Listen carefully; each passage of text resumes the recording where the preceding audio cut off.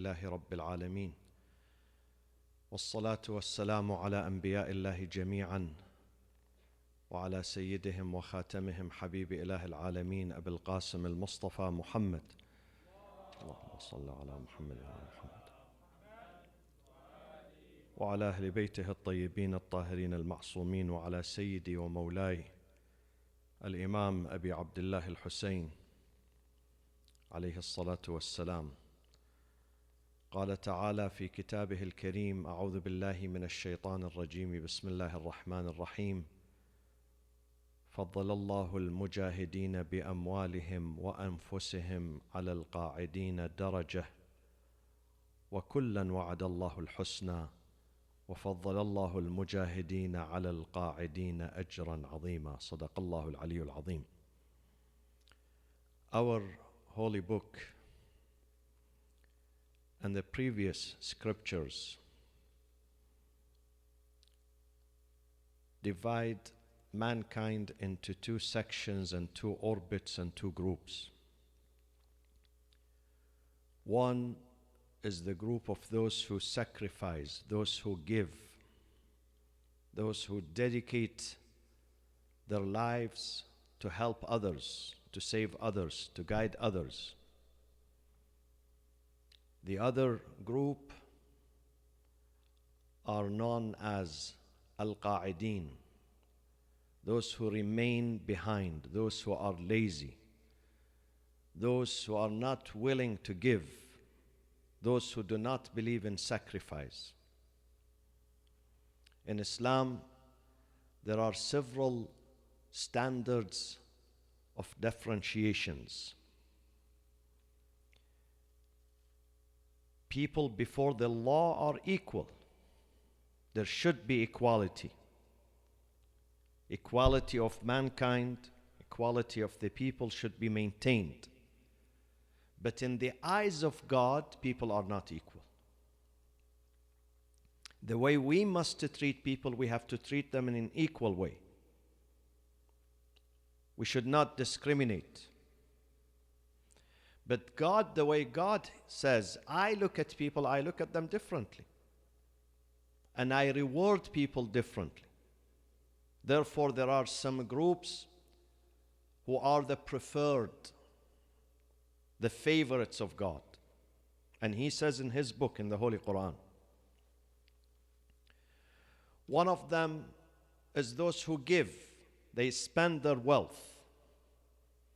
لا يستوي منكم من أنفق من قبل الفتح وقاتل أولئك أعظم درجة من الذين أنفقوا من بعد وقاتلوا وكلا وعد الله الحسنى. Those who gave their wealth, their time, their energy at the time of need are not equal with those who gave at the time where it was not really urgent. Islam was stronger at that time. They are not equal with the group that gave when Islam was alone. The Prophet was lonely. Before Fath.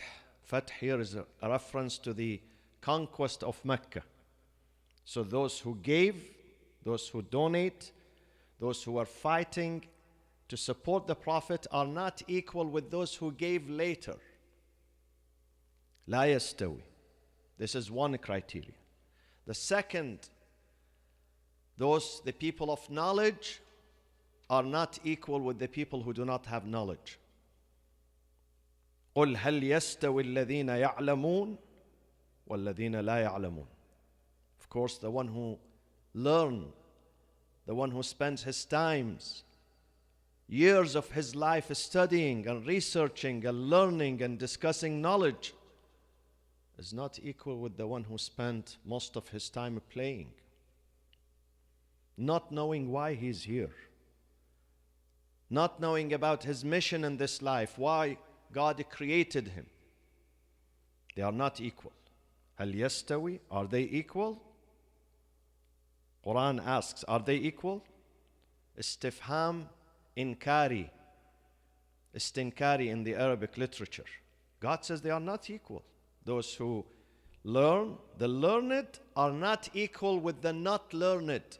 So this is another differentiation. In the eyes of God, they are not equal. We might treat them equally in the society. They have the same say, the same share. But in the eyes of God, they are not equal. Another criteria is mujahideen versus qa'ideen. فضل الله المجاهدين على القاعدين أجرا عظيما. Mujahideen, those who strive to make their society a better place, a safer place.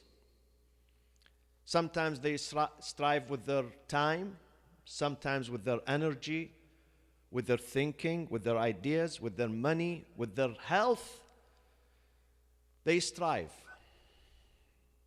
فضل الله المجاهدين. God preferred, favored. فضل means favored. Made them higher ranking in His eyes, in His degrees. With Him, they are higher in degrees, higher in ranking. فضل الله المجاهدين على القاعدين. Those قاعدين who are عطالين بطالين, doing nothing. They spend their time gossiping in the cafes. They spend their youth, their most critical years, where they should equip themselves with knowledge, with production, with work. They waste their time. Imam Zayn al-Abidin says, Majalisul Battalin. Dua Abi Hamza, the month of Ramadan, he refers to this group, Majalisul Battalin, sessions of people who have nothing to do, just to gossip and waste their time. God says those definitely are not equal to the mujahideen who make use of their time every day. We are responsible, my friends. Every hour that passes by, every hour, we're going to be questioned about every hour. وَالَّذِي نَفْسُ مُحَمَّدٍ بِيَدِهِ. The Prophet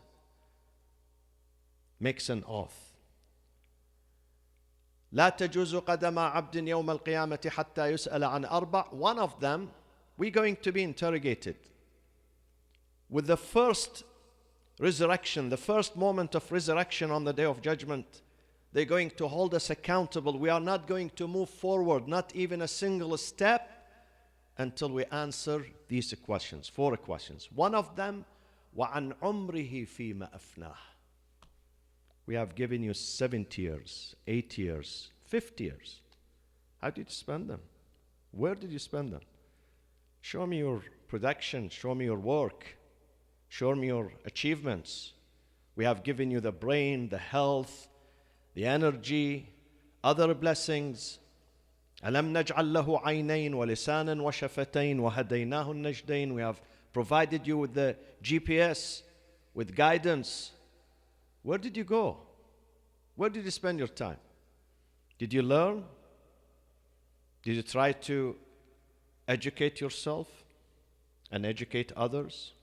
Or you spend it in majalis al-battalin, spending your weeks and months and years until Israel arrives. So, فَضَّلَ اللَّهُ الْمُجَاهِدِينَ عَلَى الْقَاعِدِينَ. Qa'ideen, those who are always behind, always. They are not pioneers. Mujahideen are the pioneers. In every field, not just in the battlefield. This is not just a reference to the battlefield. Because God says, بِأَمْوَالِهِمْ وَأَنفُسِهِمْ. بِأَمْوَالِهِمْ, with their wealth. And the wealth, it could be intellectual wealth. Someone does not have cash money to give, but he has intellectual wealth. Someone has physical energy to spend. This is also wealth. Someone has honor and dignity and respect in the community. So he uses his honor to protect his community, to bring 2 families together, 2 brothers together, a husband and wife who are not getting along. He spends his energy, his honor, his dignity to bring them together. God says about Moses, وَكَانَ عِنْدَ اللَّهِ وَجِيهًا. وَكَانَ عِنْدَ اللَّهِ وَجِيه. He has dignity. So this is also jihad. Jihad is not just to carry the gun or the sword and you go to the battlefield. Sometimes the battlefield is your home. Is your backyard is a battlefield too. Is your battlefield. We are in the battlefield every day. This is why 17 times we have 17 rak'ah. And every rak'ah, اهدنا الصراط المستقيم. Guide us to the right path. We are at war. We are literally at war. Sometimes the enemy is visible. You can see him. Sometimes the enemy is invisible. إنا خلقنا الإنسان من نطفة أمشاج نبتليه. أمشاج, a mixture of good and evil. And these elements of goodness and elements of evil, they fight every single day inside us.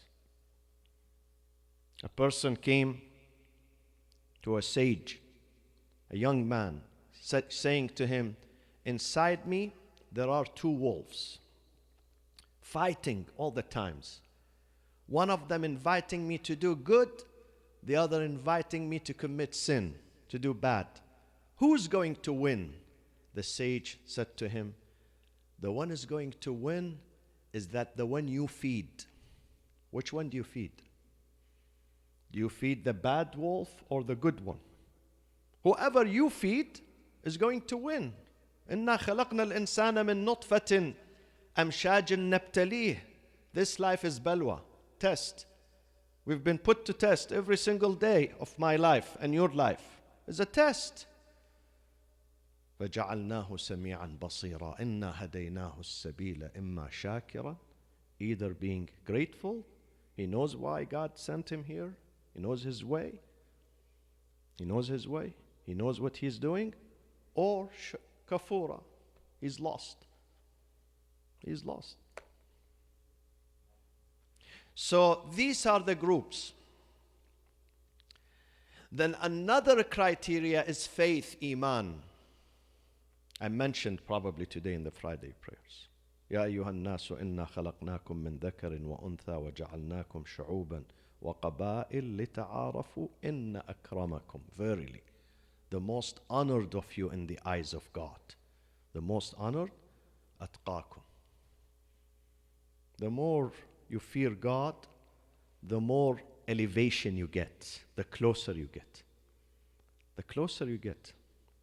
The more you revere God, you reverence God, and you respect God, and you put God first before anything else. What is taqwa? Someone came to the Imam and he said, what is piety? Imam said to him, piety is when you put God before yourself and before others. Look at yourself. Let me self-examine myself. Do I have piety? Do I put God first or middle or last? Wherever I put him, it reflects the degree of my faith. If I put him first, then I do have taqwa.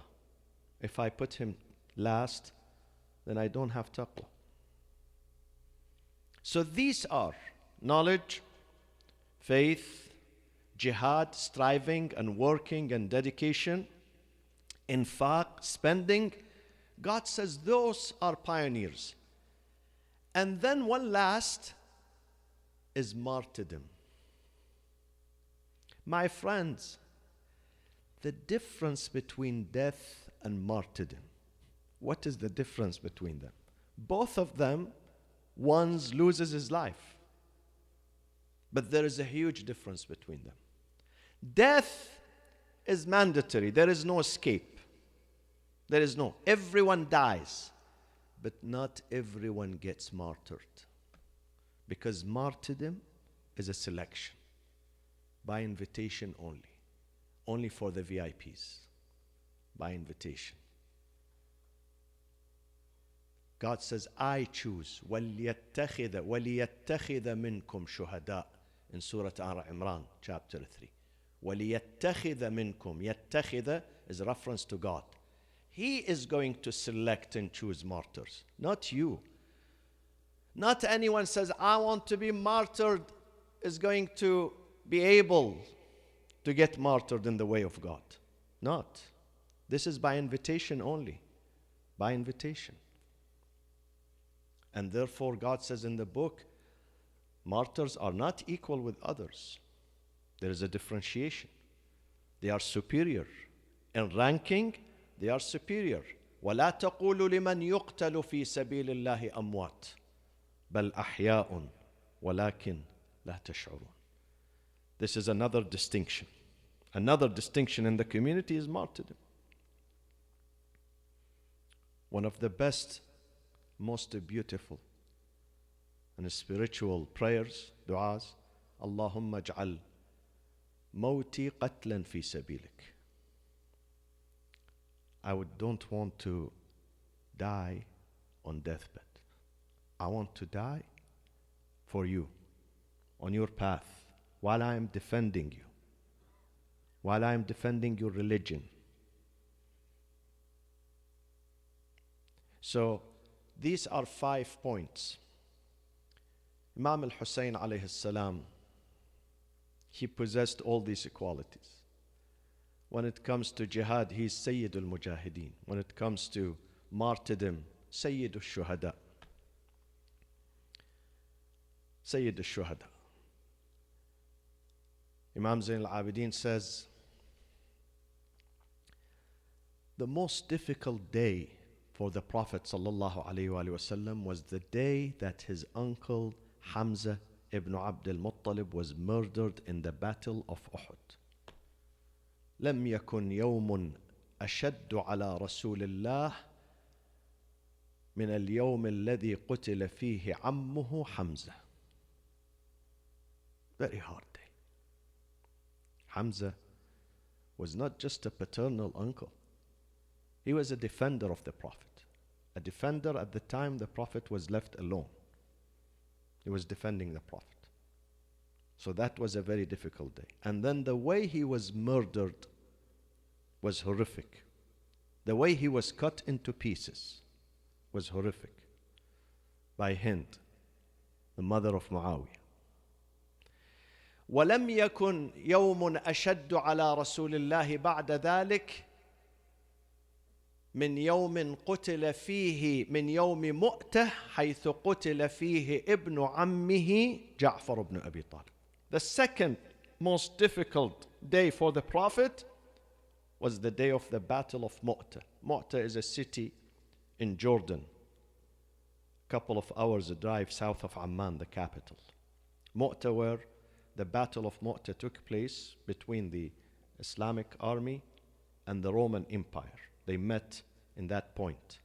And 3 of the great leaders of the Muslims were murdered, among them the first cousin of the Prophet and the elder brother of Imam Ali alayhi salam, Ja'far ibn Abi Talib. That was again a very terrible day for the Prophet, a very sad day for the Prophet, peace be upon him. And then Imam Zain al-Abidin says, وَلَا يَوْمْ كَيَوْمِكَ يَا أَبَا عَبْدِ اللَّهِ. But really the most traumatic day for the Prophet and for Imam Ali and for Fatima al-Zahra and for the family of the Prophet is the day of Ashura. إِذِ ازْدَلَفَ إِلَيْهِ 30,000 مُقَاتِلٍ كُلُّهُمْ يَدَّعِ التَّقَرُّبَ إِلَى اللَّهِ بِقَتْلِهِ. Minimum 30,000 fighters gathered, were mobilized to murder Imam Hussain and seeking, this is the point, this is the pain here, seeking nearness to God in murdering Hussain. Can you see how the facts are twisted? Can you see how haqq, truth becomes falsehood and falsehood becomes truth? They are seeking nearness to God in murdering the grandson of the Prophet of Islam, in murdering the master of the youth of paradise.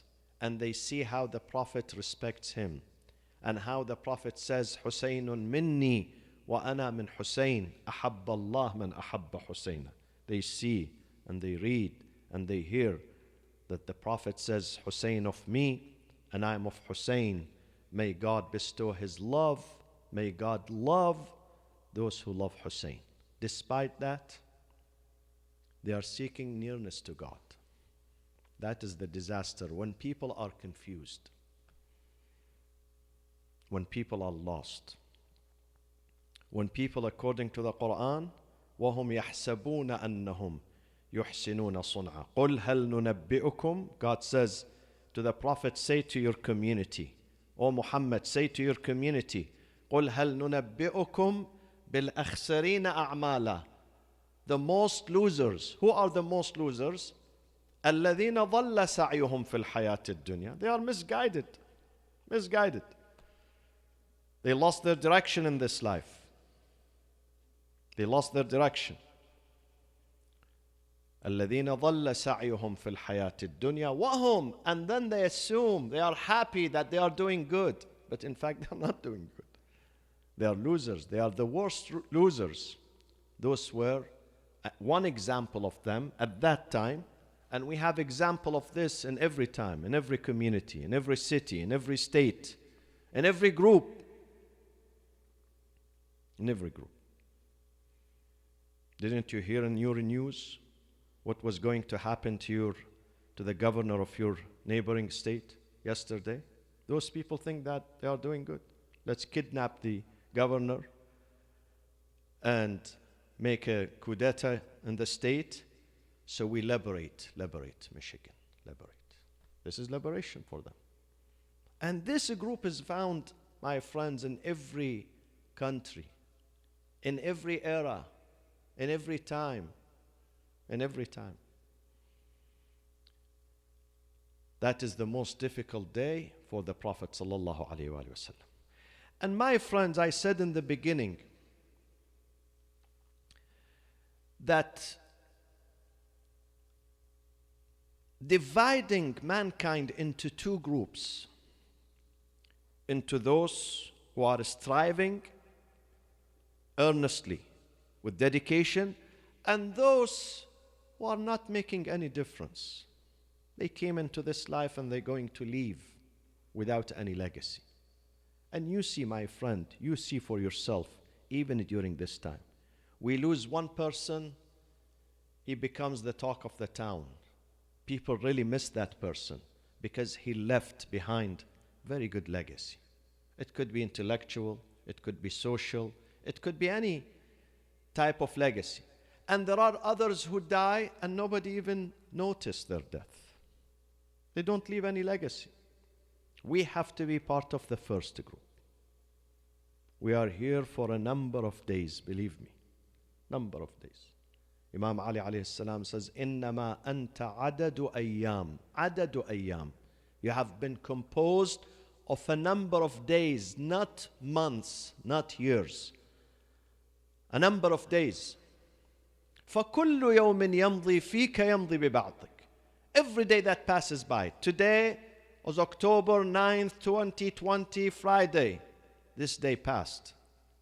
When this day passed, it took part of us, dismantled part of us, took away part of us with it. فَكُلُّ يَوْمٍ يَمْضِي فِيكَ يَمْضِي بِبَعْضِكَ. Until one day comes, nothing of us is left. That day we have to go. So let's see what legacy we leave behind. This is important. Ask yourself, what is my legacy? I'm going to leave. These buildings stay, but we leave. Other occupants are going to come. These homes, streets, marketplace, everything is going to stay. We leave. Another generation is going to replace us. So what is my legacy? Ask yourself, what is your legacy before it is too late? If you have a good legacy, good for you. If not, you must act now without any delay. Leave some legacy. Our job is to leave something, is to do something. God's job is to accept or reject. I don't know whether He's going to accept or reject. This is His responsibility. But my responsibility, وَقُلْ اعْمَلُوا وَقُلْ اعْمَلُوا. Work. Give. produce. وَقُلْ اعْمَلُوا فَسَيَرَى اللَّهُ عَمَلَكُمْ فَسَيَرَى اللَّهُ عَمَلَكُمْ وَرَسُولُهُ وَالْمُؤْمِنُونَ. God is going to observe and appreciates, and His apostle and the community of the believers. And Imam Hussain just did that. He left a legacy. I said today in the Friday prayers, with the Hijri calendar, this year, 1442, is the 13th 81 anniversary, 1,380 years since the martyrdom of Imam Hussain. But do you see that this occasion is diminishing? It's not diminishing. Subsiding, people are forgetting it. Despite this year, I said I was one of the people who thought that nobody is going to make it for ziyarah because of the pandemic. I thought the ziyarah, Karbala, is going to be deserted during the Arbaeen. But the figures yesterday were published. The official figures, 18 million people during a pandemic. What do you call this? Craziness? People are crazy? People don't have any regards for their lives? They don't pay attention? Of course they do. Their lives are important. But there is something more important than our lives as individuals. It's a cause. It's a cause. قضية. It's an important cause. And they have to be part of it. They have to revive it.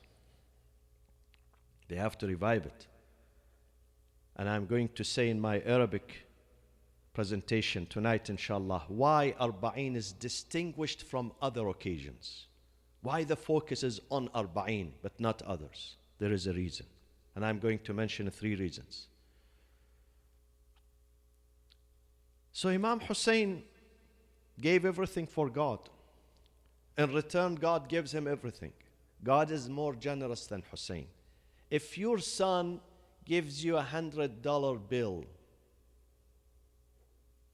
he takes out his savings and he says, Baba, my father, I'm going to give you every penny I saved, $100 bill. And you are the most generous person. How much you give him in return one day? Would you give him $100? $1,000? 10,000? 100,000? Because this is your son, and you are supposed to be more generous than him. You are supposed to be a source of inspiration for him. God is the source of inspiration. God is the source of light. Allahu nuru as-samawati wal-ard. مثل نوره كمشكاة فيها مصباح. God is the source of inspiration. How much God would give to Imam Hussain? God would give him unlimited. Unlimited.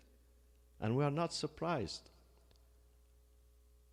Some Sunni brothers and sisters ask us every year, what is special about Hussain? The Prophet is greater than Hussain. Ali, his father, is greater than him. Fatima, his mother, is greater than him.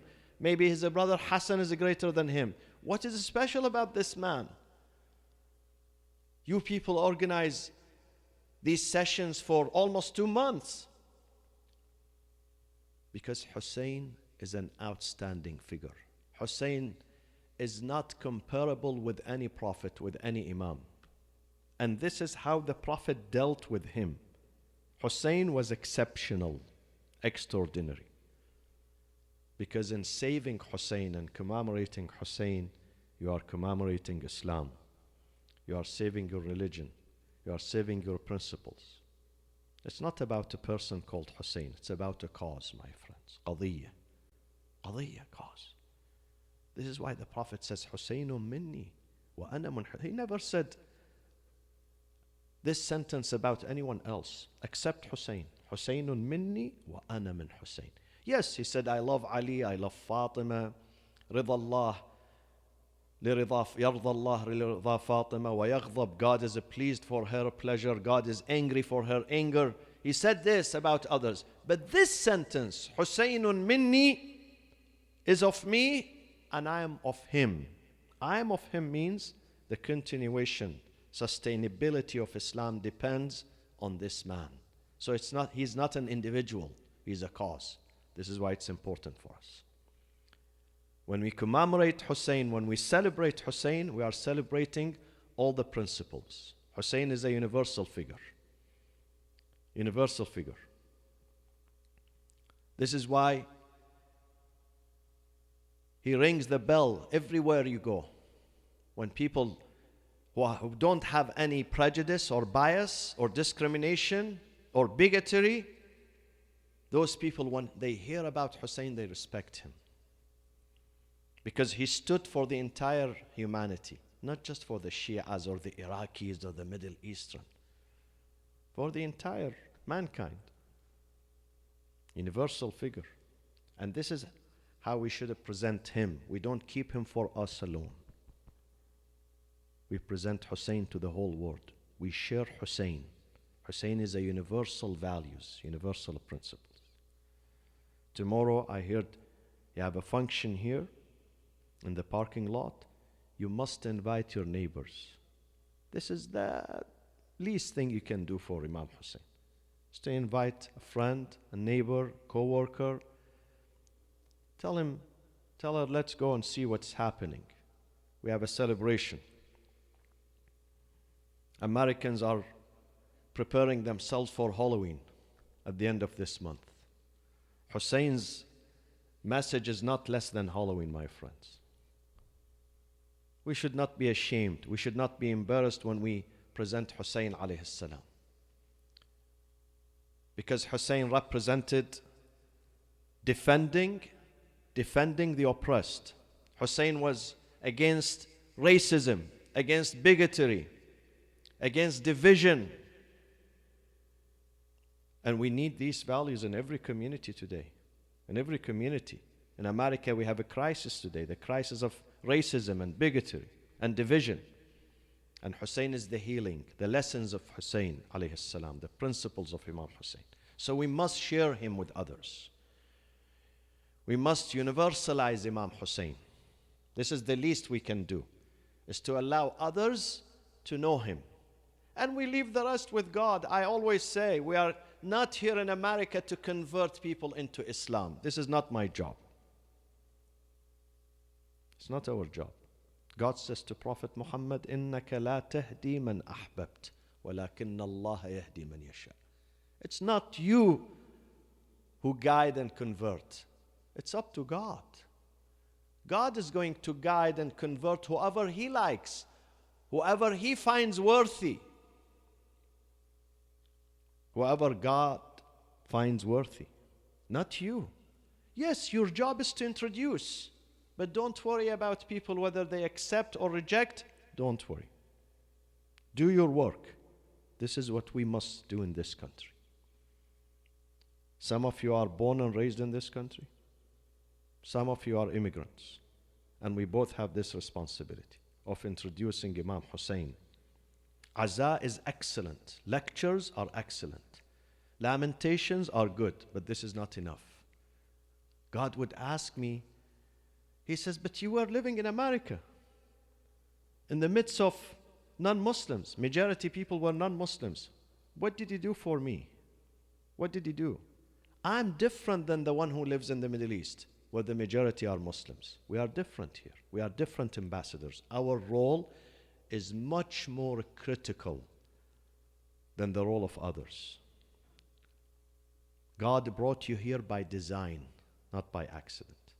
If you think that you came to this country by accident, your father, your great-grandfather, he boarded the ship from Lebanon, from other place, from Iraq, and he just came by accident. No, it's not accident.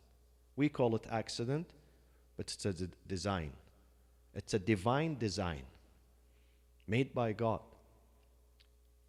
So let's do something for God here. God brought us into a good place, so let's do good, worthy of this place. And let's share. And let's not give up. Let's not give up. Some people heard the story. It didn't shake them the same day or the same month. They accepted it after 10 years. It took them 10 years. Don't give up. You sow the seeds and you leave the rest with God. and God is going to take care of what you do. This is our job here. And my friends, before I conclude, how do we serve Imam Hussain? I mentioned part of it today, I think was in the Arabic part. And let me say a couple of words tonight. How do we serve Imam Hussain? There are different ways. The Shias of Ahlul Bayt, the followers of Ahlul Bayt, they focus only on one aspect, on one side and one dimension, and they neglect the others. They only focus on the emotional side of Imam's message, of Imam Hussein's message and Imam Hussein's cause, which is good, it's not bad. But when you read the books, even books of hadith, they speak about buka, fadilatul buka, the virtue, the merits of weeping for Imam Hussain, which is good. But that is not the end. That is the means. At one time, buka was necessary because it was an act of defiance to the oppressors, to the tyrants, to the Umayyads, to the Abbasides, who did not want you to sympathize with Imam Hussain and his family. They wanted you to forget Imam Hussain. So tears were forbidden. People get persecuted because they shed a drop of tear for Imam Hussain. Visiting his shrine was a crime. People were punished and killed sometimes. So it has a message at that time. It had a message. It was a form of political resistance. Your tears were a weapon against the tyrants. They feared your tears. But is tears the whole story? Are tears the whole story? They are not. They are not. Even when we are emotional, our emotions have to have objectives and rationality. The tears that we drop has to be constructive, not destructive. What is the difference between them? The difference is when I cry for Imam Hussain tonight, and then I go home and I forget everything about Imam Hussain, and I abuse my family, my neighbors, my work, my health, those who live with me, I abuse the system, then these tears were crocodile tears. They were destructive tears, not genuine. They are lost. I lost my tears. But my tears have to be inspirational. Even my sorrow, my huzn, my sadness for Imam Hussain has to be inspirational, positive, constructive. It should motivate me more. My tears should motivate me more to defend the truth, to stand against oppression, to not accept oppression neither for me nor for others. Sometimes we do not tolerate injustice for our own selves, but we may tolerate it for others. We don't care about them. As long as it's not my family, not my neighborhood, not my jama'ah, not my group, I don't care. Let them do whatever they want. But this is not good.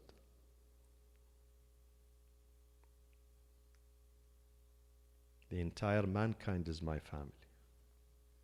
Whether I speak their language or I don't, they are my family. We come from one source. We come from one parent. ليقوم, as I said today, ليقوم الناس بالقسط. People have to live and stand for universal justice, not regional, not just my town, not just my people. Universal. Ali ibn Abi Talib was ready to dispatch a whole army to defend a lady at the end, the last village in his country, in his state, the last village on the border with Syria. He dispatched a whole army, and that lady happened to be Christian. Mu'ahada, Christian. She wasn't a Muslim. And Imam Ali was a Muslim caliph.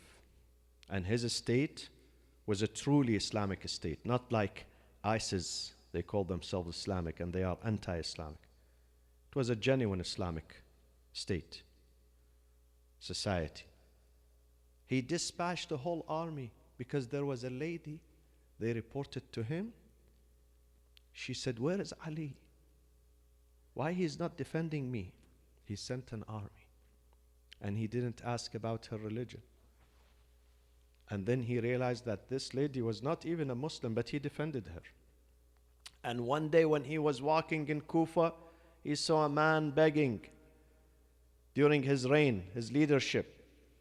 A man begging. He asked, "Ma hadha?" In Arabic, he did not say "man, who is this?" He said, "What is this?" Not "who is this?" Because he doesn't care about nationalities. He doesn't even care about whether you are Muslim or non-Muslim. He said, "What is this? This is unacceptable. A man begging, old man." So people came to him, they said to him, "Don't worry, Ya Ali, don't worry. He's not even a Muslim, he's a Christian." He said, "Even worse. This man had an energy when he was young. You had him working for you, serving you. Now that he's old, at the age of retirement, you neglected him, you abandoned him, and you're telling me he's a Christian? So what? He's not a human being?" This is Ali ibn Abi Talib. And we are his followers. This is the beauty of our religion. We don't ask people about their faith, whether they believe in God or not. We don't. We learn the story of Ibrahim. Ibrahim, when he built the house, he was very proud of himself. وَإِذْ يَرْفَعُ إِبْرَاهِيمُ الْقَوَاعِدَ مِنَ الْبَيْتِ وَإِسْمَاعِيلُ رَبَّنَا تَقَبَّلْ مِنَّا إِنَّكَ أَنْتَ السَّمِيعُ الْعَلِيمُ. He's the architect, the designer, the builder. Him and his son, they built the house, the best house, the oldest temple. إِنَّ أَوَّلَ بَيْتٍ وُضِعَ لِلنَّاسِ لَلَّذِي بِبَكَّةَ مُبَارَكًا وَهُدًى لِلْعَالَمِينَ. So he was proud. A moment of a pride only, a moment. He looked at the house and he said, "Wow, look what I did for God." God sent him Jibreel. "Ibrahim, you are saying wow? You are proud? هل أشبعت جائعا أم كسوت عريانا?" Why are you proud? Did you feed a hungry person, or did you clothe someone who's naked? You built me some bricks. Are you happy about these bricks? I sent you to save people. So don't be proud of building a material building. Anyone can build this material building. But when you save lives, this is important. So from that day, Ibrahim ala nafsihi. He made an oath that he would never eat food by himself. Every day he shares the food with others. Sharing the food, one of the beautiful virtues in this life. You feel good about it when you share your food with others, when you invite them. You feel good about it. It's a remedy, but people do not know about this. People think remedy when they go and get from the pharmacy, when they get these tablets, these medications to take away depression from them. These are chemicals, my friends. Chemicals. You need spiritual. We need a spiritual remedy. Spiritual, irfani, ruhani, moral, akhlaqi. Maybe the chemicals would help, but the ultimate healing and solution is the spiritual one. When you help others. When you help others, you feel good. So Ibrahim said, "I'm not going to eat by myself." One day nobody showed up, so he went to the street. The first one who passed by asked him to come and share the food. So the man came to his house. Once the man sat to eat, before he puts the first bite, Ibrahim says to him, "Halla sammayt? Why don't you mention the name of God before you eat?" The man said, who God is? Who's he? I don't know. What are you talking about? He said, you don't know? Ajib. You are kafir? Non-believer? You disrespect your God. God is the one who gave you life, gave you brain, He gave you clothing, He gave you this. So he was lecturing him, mashallah. The man said, no, I'm not ready to know Him and to recognize Him. Leave me alone. And I don't need your food. So he returned the food and he left. Jibreel came immediately, descended upon Ibrahim with this urgent threat from God. Threat, tahdeed. He says to him, Ibrahim, what did you do? God says this man is 50 years old. We've been giving him food for 50 years. We never asked him any question. And you didn't allow him to eat the first bite. You are interrogating him, giving him lessons in theology, philosophy. Leave him alone. So Ibrahim was running after the man, pleading to him, please, please come back. The man said, what happened? Are you crazy? You just kicked me out of your house. Ibrahim said, yes, I did, and I was wrong. Because the same God that you were not ready to believe in Him reprimanded me and chided me and criticized me because of you. Because of you. The man says, then tell me more about this Lord. It seems that this God is a good God, God of mercy. And I'm ready now to accept Him. If what you are telling me is true, that God reprimanded you because of me, then this means your God is very fair. And he believed in Ibrahim and he believed in his message. My friends, we don't ask people. We don't. We don't discriminate. Once we can reach this point that we serve unconditional. إنما نطعمكم لوجه الله لا نريد منكم جزاء ولا شكورا. Yes, we want God to help us, to reward us, but not people. This is one of the important lessons of Imam Hussain, and this is why Arbaeen is important, and this is why Jabir ibn Abdullah al-Ansari, despite his age, he was one of the companions, close companions of the Prophet sallallahu alaihi wasallam, made his way all the way from Medina into Karbala, and they reached the shrine of Imam Hussain, the grave of Imam Hussain, on the 40 days, on the 20th of the month of Safar. And he met the family of Imam Hussain, who had just returned from Syria on their way back to Medina. They took a detour to Karbala, to the land of Karbala. They said to their Dalil, to their guide in the desert, مروا بنا على مصارع قتلانا. Please, on the way back to Medina, we want to make a stop next to the shrines, the graves of our loved ones. When they arrived, Zain al-Abidin looked at Jabir. He said, Jabirun hada, are you the good friend of my grandfather, the Prophet? My father Hussein, my grandfather Imam Ali. He said, Bala ya ibn Rasulullah, I am your servant. I am the one who loved your family. He said, Ya Jabir, I wish you were here 40 days ago to see what happened. Ya Jabir, ha huna qutilat rijaluna. In this very spot, our men were murdered. Ha huna dhubihat atfaluna. On this very spot, our children were butchered. Ha huna uhriqat khiyamuna. Our camp was ransacked and burnt. Ha huna subiyat nisa'una. On this very land, Ya Jabir, that you are standing upon, Zainab alayha salam and the daughters of the Prophet were taken as prisoners. Inna lillah wa inna ilayhi raji'un.